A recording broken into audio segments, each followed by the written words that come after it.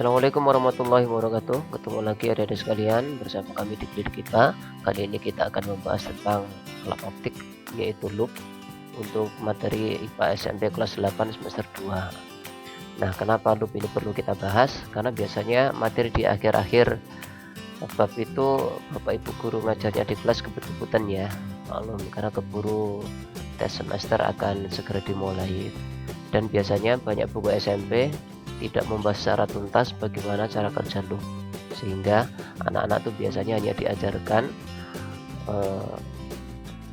menghafalkan rumus akhirnya tanpa tahu bagaimana loop itu mampu memperbesar bayangan yang dilihat dengan menggunakan loop itu sendiri. Baik, kita mulai ya, perhatikan. Nah, apa itu loop? Loop itu adalah alat yang berupa lensa cembung untuk melihat benda kecil agar nampak menjadi lebih besar. Jadi yang kalian harus pahami, loop itu wajib menggunakan lensa cembung, karena kalau lensa cekung hanya menghasilkan bayangan maya tegak diperkecil, sedangkan yang mampu membentuk bayangan maya tegak diperbesar adalah lensa cembung. Syaratnya harus berada di ruang satu kita meletakkan benda. Oke ya, masih ingat ya? Nah, saya ulangi, prinsipnya adalah bagaimana kita membentuk bayangan maya tegak diperbesar. Satu-satunya lensa yang harus dipakai adalah lensa cembung. Apa kegunaan loop? Loop biasanya digunakan untuk mengamati morfologi bagian tumbuh dan hewan ya, supaya kelihatan lebih jelas, atau biasanya dipakai oleh tukang reparasi jam untuk melihat komponen dan mekanik jam yang sangat kecil sehingga tidak kesulitan untuk memperbaikinya, atau mungkin kalian pernah menggunakannya sebagai main-main karena dia mampu mengumpulkan cahaya atau sinar datang yang sejar padanya sehingga mampu digunakan untuk membakar sampah yang kering atau kertas ya. Nah, bagaimana sih cara kerja loop? Kok bisa membuat benda itu terkesan tanpa lebih besar? Jadi perhatikan gambar yang berada di depan kalian. Lihat tinggi OA, tinggi OB, dan tinggi OC itu adalah sama. Jadi tingginya sama. Tetapi lihat, perhatikan sudut pandang yang dibentuk oleh OC itu jauh lebih besar, yaitu sudut alfa 3. Ini lebih besar. Kemudian OA menjadi sudut pandangnya adalah alfa 2, mengecil, sedangkan yang paling kecil adalah sudut pandang alfa 1, yaitu sudut pandang benda yang ketiga, yaitu benda AO. Nah, karena perbedaan sudut pandang inilah yang kemudian akan memberikan kesan bayangan yang jatuh di retina itu akan menjadi berbeda. Lihat, perhatikan, OC itu di retina akan tertangkap sebagai bayangan yang jauh lebih besar dibandingkan dengan OB dan OA, padahal aslinya mereka memiliki ketinggian yang sama. Jadi artinya benda yang lebih dekat itu akan tampak menjadi lebih tinggi atau lebih besar dibandingkan dengan benda jauh. Sama halnya kita menaruh jari di depan mata kita ya. Nah, jari yang panjangnya sekitar 10-an senti itu bisa menghalangi pandangan kita apabila di depan kita ada sebuah gajah misalnya. Padahal antara jari dengan gajah kan jelas besar gajah, tetapi karena jari kita berada di dekat mata, maka kemudian jari akan menjadi lebih besar. Itulah prinsip kerja dari loop.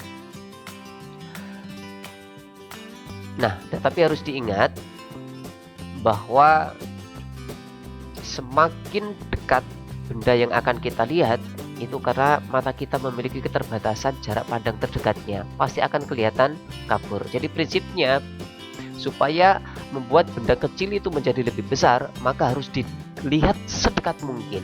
Tetapi masalahnya adalah ketika benda kita lihat dengan jarak yang sangat dekat atau melebihi batas jarak pandang terdekat mata kita, maka akibatnya bayangan yang tertangkap oleh mata kita menjadi kabur.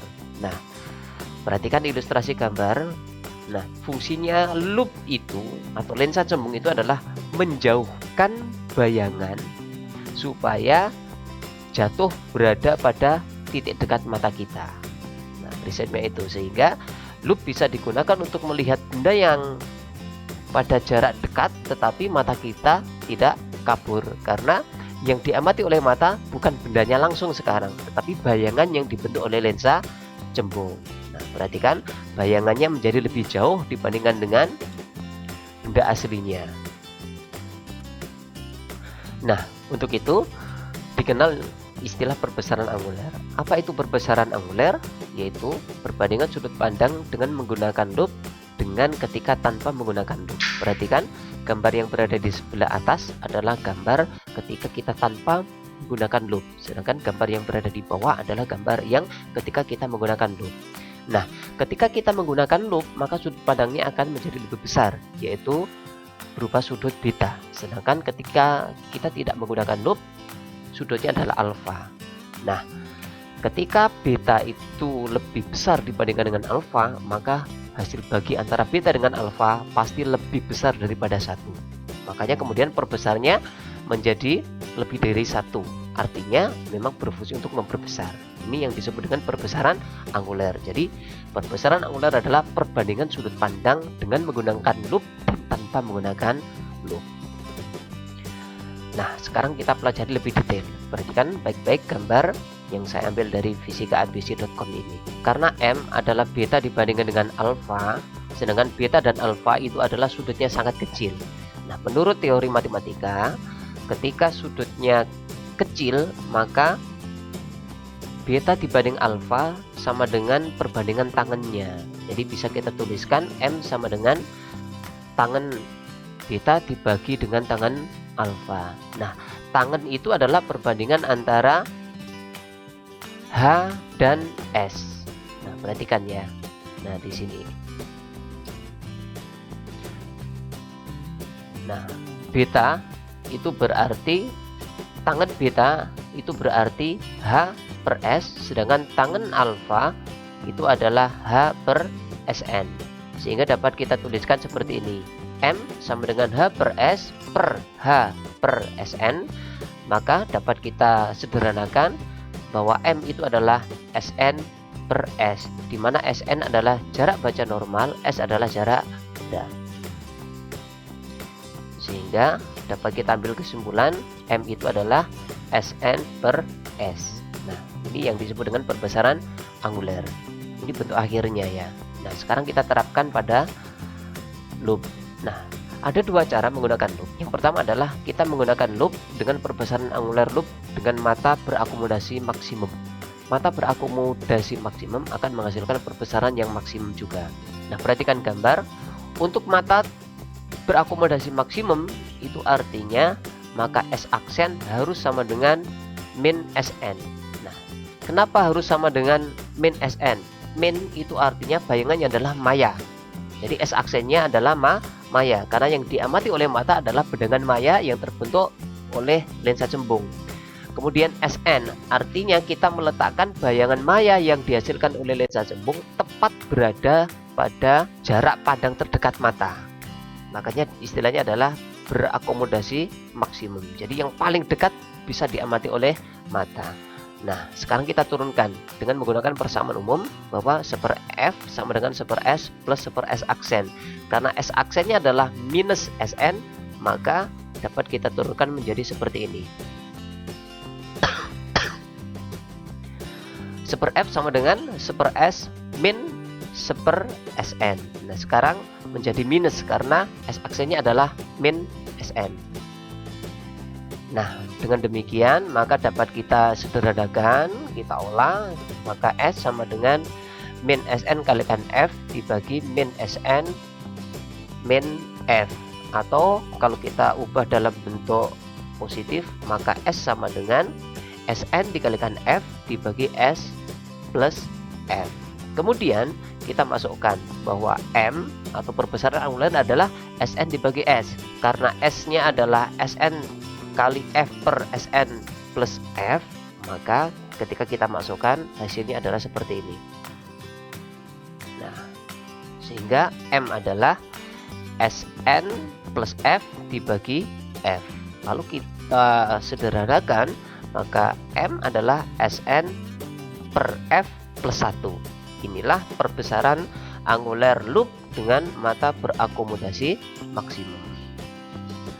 Nah, jadi dapat kita simpulkan bahwa perbesaran angular loop dengan mata berakomodasi maksimum adalah M sama dengan Sn per F plus 1, di mana Sn adalah jarak pandang terdekat. Biasanya mata orang normal adalah sekitar 25 cm, terus dibagi dengan jarak fokus dari lensa loop yang kita gunakan ditambah dengan 1.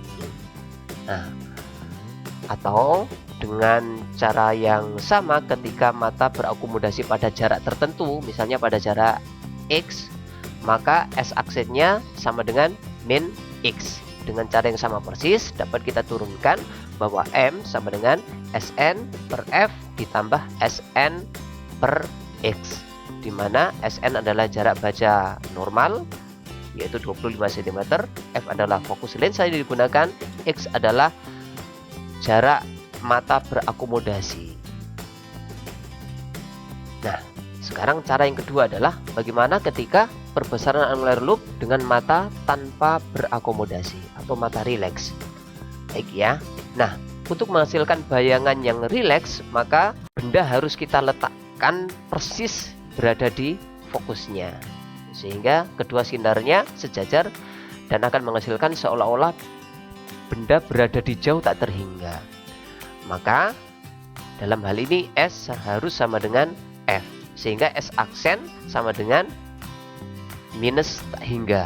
Dengan cara yang sama bahwa M itu adalah beta dibagi dengan alfa, maka akan dihasilkan persis seperti tadi.